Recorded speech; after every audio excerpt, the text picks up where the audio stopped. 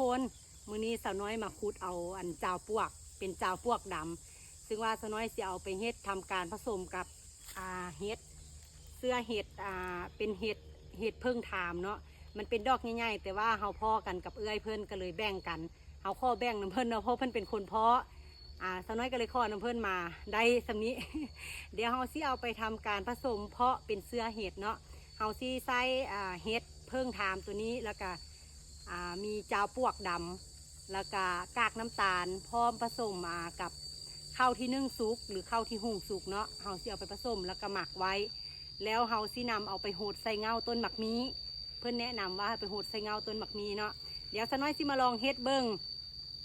แล้วเฮาสิมาอัปเดตให้เบิ้งว่าสน้อยสิได้เก็บเฮ็ดเพิ่งทำในปีหน้าบ่ลองเบิ้งเด้อจ้าไปเดี๋ยวเราไปทำการหมักผสมกันเลย